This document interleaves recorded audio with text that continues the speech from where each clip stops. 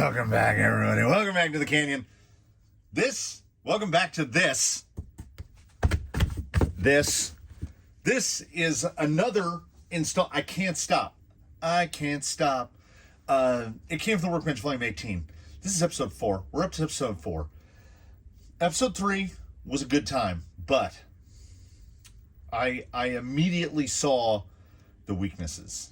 So I came in here and immediately just got to wrenching. And what we are going to witness today together for the first time, completely unwheeled. This is the first time I have applied power to this. There's that guy. You'll see, sitting a little bit lower. We'll get to what I went with. I went with a very default setup on the shocks. I don't know if it's going to be close. We had to remove the kit shocks because I don't have any monster springs like that. Those shocks are good shocks. They had no evidence of leakage at all from use. They're a good shock, but my goodness, where am I going to find a 17 millimeter ID spring? That's a big spring. So we desert lizarded it. There they are. They are set up in a semi-conventional setup. If you're unfamiliar with desert lizards, let me grab a little guy. They all come with a big bag of springs like this, and there are 3 different lengths. There's one about that long. There's one about that long, and then there's a tiny little one like that. These shocks are set up with the medium length one, which is about 3/4 of an inch long, above the piston. I wanted to mount them upside down underslung, but could not because of the way the link end and the shock end mount together. It won't work with desert lizards, so they had to be mounted in this way. They are filled with 30 weight oil, and on the bench it feels actually a little overdamped. 4 hole pistons and 30 weight oil, and like I haven't tinkered with a desert lizard in a while, so that 30 weight feels heavy. Now, from my shock tuning back in the days, 20, 22.5, and they go on that way all the way up until I have them in 2.5 weight increments up till I think 35, and then we just go 35, 40, 45, 50.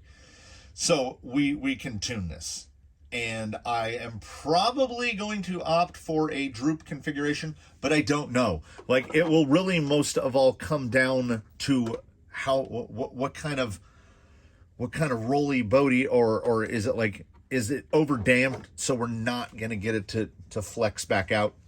We'll see. Rocks will tell. But more important than putting desert lizards on here, and why I have waited to take the body off, is because, well, let's just take the body off, and everybody out there, tell me what's different. What do you see immediately? Yeah, kids live on this street, you know? I don't hope something bad happens to that guy, but I totally hope something bad happens to that guy. What I did, the gearbox is flipped around. It was spur gear to the back, now it's spur gear to the front. More importantly, if you were to close your eyes, well, you see this arch right here? Well, remember how I mentioned that the body fits perfectly whether you put it on forward or backward? So I'm hitting reverse, and now I'm hitting forward. I took the front axle off and put it on the back, and I took the back axle off and I put it on the front. And I left the shock towers exactly where they were, and I didn't move the gearbox. I literally just disconnected the links, and then moved the bumper mounts around. So this chassis is backwards. And why you can't move everything around is because by mounting the chassis backwards, also because there's that arch, you'll see the electronics tray has a nice little angle to it. By mounting the everything backwards, remember how I had complained that the sliders didn't line up right? Well, now they kind of line up right. So this rig is assembled in reverse. So now it's got short links in the front and long links in the back. Like, you know, how a rig should. We have lost, like, it used to be able to do the stand like this, but now the desert lizards will flop and they will allow the weight to transfer over. We lost a little bit of flexibility going to the desert lizard, but I'm not worried about it. I'm not worried about it at all because I think it might still be a little too much. The damping feels very heavy. Like very heavy. Push down, it only comes up about that far because the springs are very light. And I think it's still, because if you look at the amount of weight that's actually sprung, it is not a lot. So it's either going to be drilling out the pistons. Oh, and when you buy desert lizards, and we have several sets of them, when you buy desert lizards, I have 2 bins full of this stuff. So I can outfit these in any way that I want. I can grab a set of pistons and drill the pistons out and tune them to get, because these are this guy's shocks. This guy, as he sits right there, provided that this works, is probably as close to, like, he's pretty much done. Like this will be his configuration. It feels good on the bench. He's got a nice slow creep thanks to the big block 540. Oh, yes. Dry slided liberally. That was the first thing I did.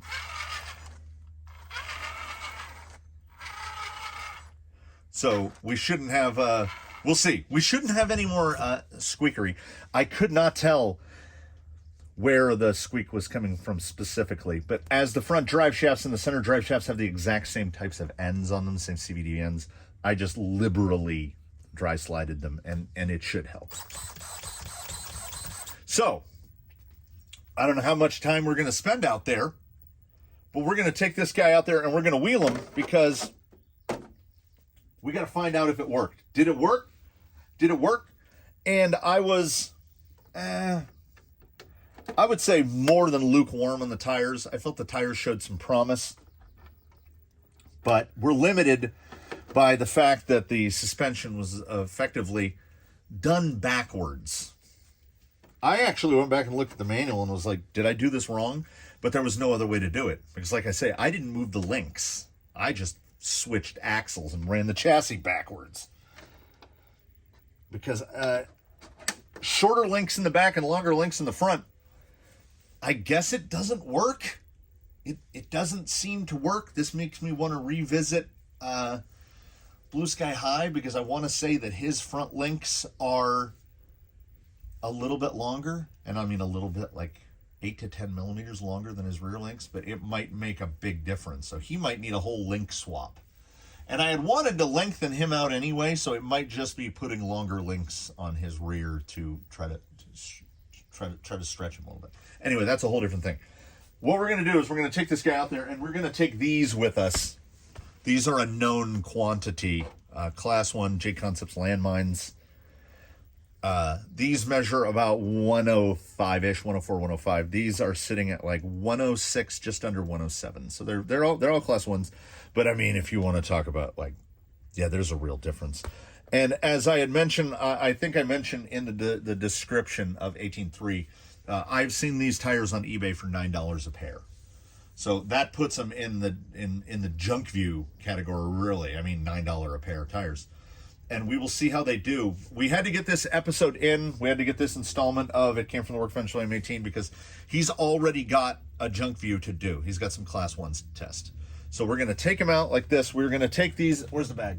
We're going to throw these in the bag because I don't want it to be like before I thought the tires were being limited by the setup. And now I'm worried that the setup is going to be limited by the tires. So we will have the landmines on hand to swap out.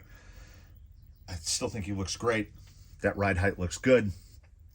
Also the springing, we'll see the bounciness, shudderiness, whatever. Let's get out there. Let's do this. And then, I don't know. Have a sandwich maybe? We might have a sandwich.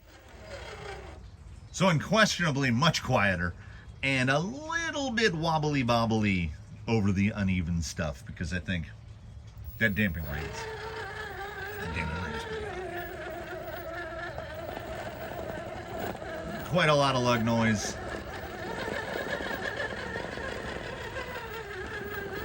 So, in my head, I cannot help in these instances but compare that tire to what you get on typical. I know some people will bristle at the use of the descriptor off-brand, but this is America, and in America we've got Traxxas Axial. I would throw Vanquish in there. Element. That's you know, that's where your support is going to land, right? If you're buying something out of that, if you're getting a Cross, an MST, a Charisma, any of those, they are the off-brand. Your local hobby shop is not going to have support for them, and you're not going to be able to find parts for them. So they classify as off-brand. And in the off-brands, this tire is pretty good. Like, I have never been anywhere close to impressed at the performance ability of any tire that has come with an MST. Again, another bicycle analogy. I have a Cervelo, and when you buy a Cervelo, a road bike that is, I have an R3, they give you tires and rims. They give you rims that are basically $125 if you wanted to buy them. And the bike is significantly more than that, and they give you tires that are even worse. Like, the tires are atrocities because they know you're going to replace the rims and the tires anyway, so they don't even bother. And I kind of wonder if that's not the same approach that companies like MST take, where they're like, we just need something rubber to hold the thing off the ground. The CMX, the Jimny, the tires come without foams in them, glued to plastic wheels with no foams. So they're really not trying. These are almost a proper tire. You will see and it is far less shudder than I was anticipating. But now we are into the limitation of the tire. I would just like to make it up Slick Rock just one time. Nope, that's gonna roll. Cannot. That driver front is not doing anything for us.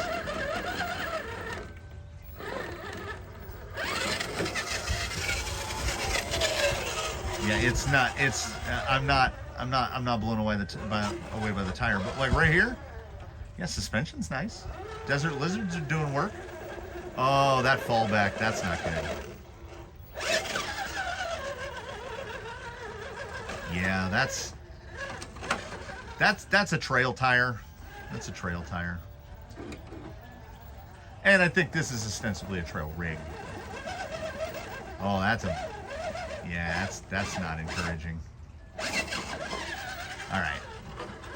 So the AT-AT does pretty good. That's a pretty good turn. It belies the steer angle. We still don't get a ton of steer angle, but we get a pretty decent turn out of it. That front end is going to need some address. Let's see. Yeah, a little slippy slide there. Quite a bit of lug noise. Yeah. It's the AT-ATs in terms of a rock crawler, like, better than most of the cheap stuff you're gonna get on Amazon, but and it's kind of in some gray nether zone between a quick view and a junk view tire. Like, it's somewhere in the middle. It's an RTR quality tire. We don't get an upgraded tire by building the kit. They're fine. Even at $9 a pair, I don't think I would buy them. Like, I wanted to give these guys a fair shake, and I wanted to give them a revisit, and I don't think they're the jam. Well, let's prove whether or not they're the jam. Let's just bolt on landmines and see if it gets immediately different. So let's just put the rubber where the words are.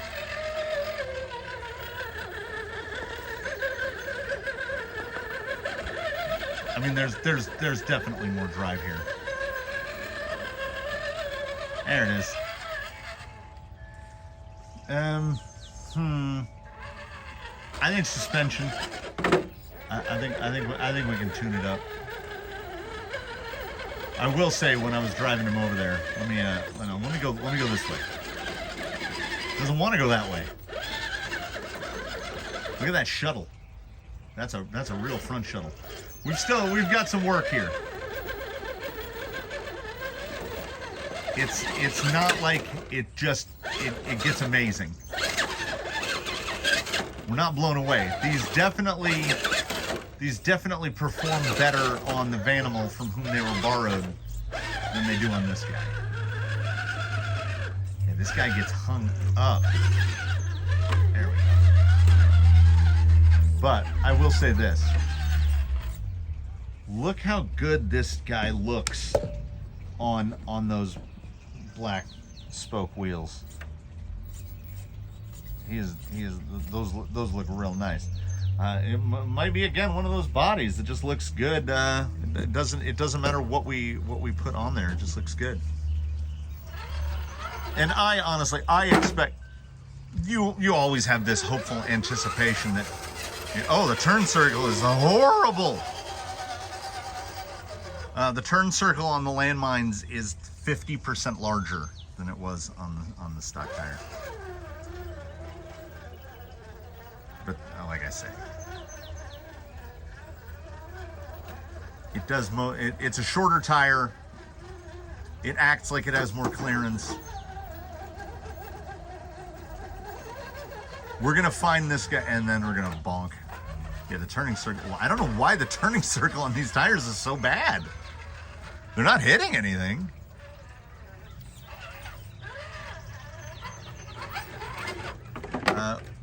We are going to find the set of tires that works on this guy. And I think that turning circle is terrible. I think I can say with at least some confidence. Bump. Oh, much better at that. Maybe these were just dusty. Vanimal hasn't. Woo! Hold on. Vanimal hasn't been out in a while, so maybe we're just knocking the cobwebs off at the landmines. Because for some reason they feel like they're getting better. Oh, where I was going with that. I don't think we can argue that backwards chassis is better.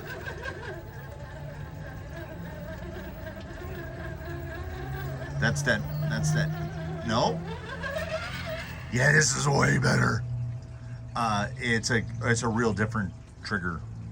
It's a real different trigger feel than it was on the AT-ATs. Yeah, the low speed control here is amplified compared to the AT-ATs. These tires want to go slower. So we're gonna find out. His first test is he has to test some what I anticipate to be crap, and then hopefully he'll get to test some good stuff.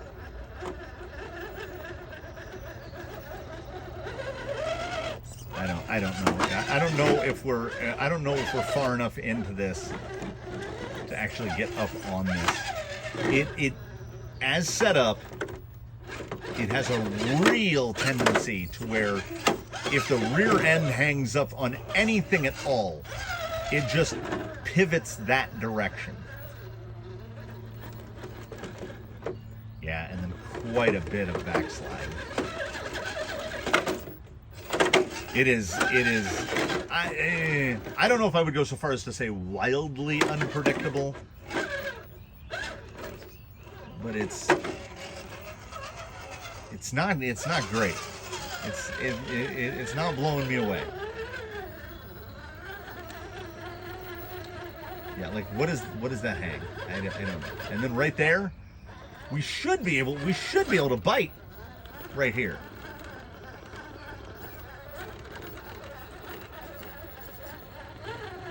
Yeah, like right there. Is that rear diff? No.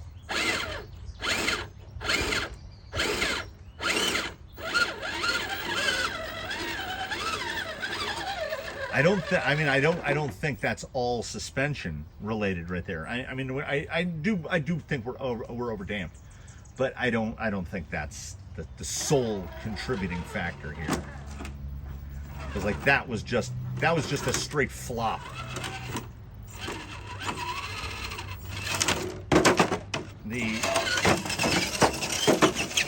The maneuverability really leaves something to be desired.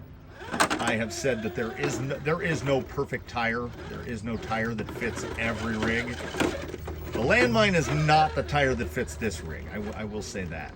Because like right here, just nothing.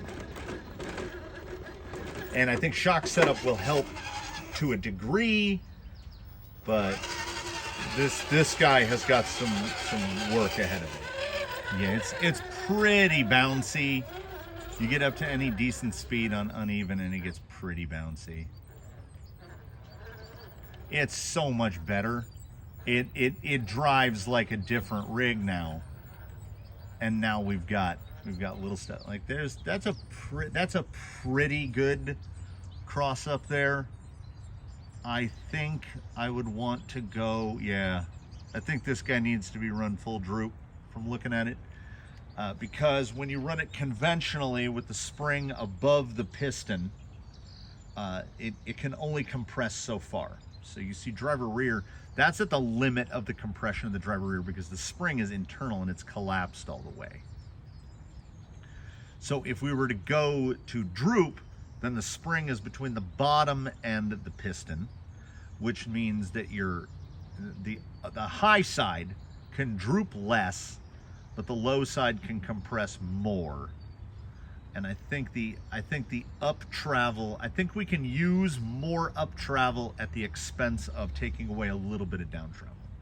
I think it will help all around. So as much as I want, you caught. As much as I just want to dive into doing quick views and junk views with this guy, he definitely needs to be more sorted out. And like right here, he's feeling more sorted out. Let's see, is it gonna cut or is it gonna? That's good. Yeah, that's not a little bit better. That's a lot better.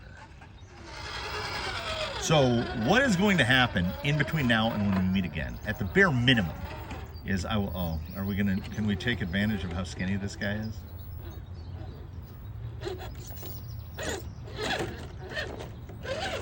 He touched. He touched because there's a little pronger there on that slab that he got stuck on. So what will happen now in between when we get in, at the bare minimum, is the shocks will get gone through and they're probably going to need to go down to like 20 weight. Something really light. It doesn't have that kind of breakover. Can we angle it? There we go. Resprung, re-oiled. I will look at seeing if I have the space, and if the space is available, then therefore the possibility to do some alterations to the rear link angles. I mean, it feels a whole lot better. I don't think the landmines are the tire, but I think they're certainly better. And we don't have a ton of Class 1 tires on hand to sample with, so it's so much better. I don't understand why the landmines give it a huge turning circle, but they do.